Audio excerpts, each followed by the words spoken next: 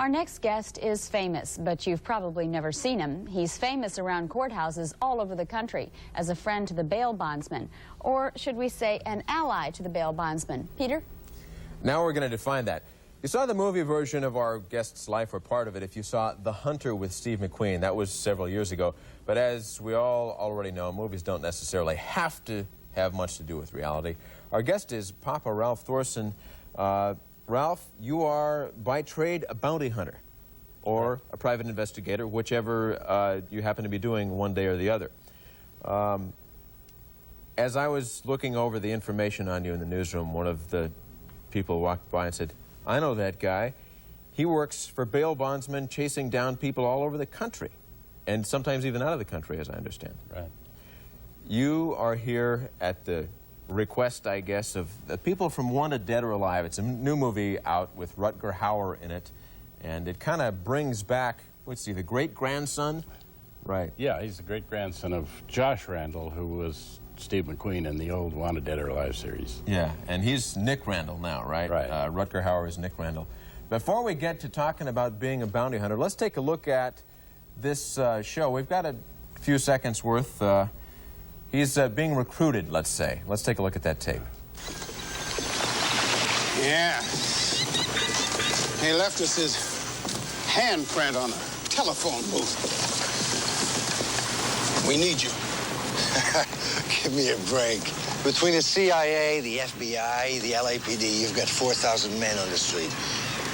Why would you need me? This is a flashpoint situation, Nick. We need the best. Okay, now the question obviously is, with all of the police officers and investigators and prosecutors on the road, is there that much work for somebody who, a private investigator or a bounty hunter, or something like that? Oh, yeah. Well, see, when a guy jumps bail, in order to protect the bond, you have a limited length of time to get him back in order to save the bond. The police have all the time in the world. They just stick him in a computer and wait till he gets picked up at a stop signal someplace, or rearrested on some. But the bondsman obviously wants to get him back now, so they're in a hurry. He doesn't have to pay. Right. You tell me that you pick up about 85% of the people that you go after.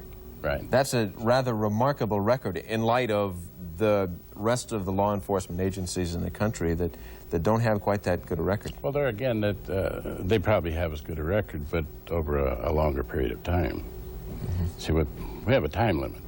The whole concept and our purpose for existence is to do it in time to protect the bond. You talked to Rutger Hauer just a few days ago. You mentioned, did he come to you to do the research on the role? No. Did he talk to you a little bit about it? No. Well, we talked about it, but I didn't do the role is, Hollywood is fantasy world. Yeah. And they don't want any research on anything. They want to do an exciting story. Yeah, they don't necessarily want to make it reality, because reality is at times really boring. Most of the time. 95% of the time it's extremely boring, and 5% of the time it's frightening. You have put your handcuffs on how many people? I think I read something about 10,000? About closer to 12 now. 12,000. You still work at it? Oh, yeah. Well, thank you very much for being with us, Papa Ralph Thorson. Hopefully you'll never have to come after me. I don't think I ever would. I doubt it.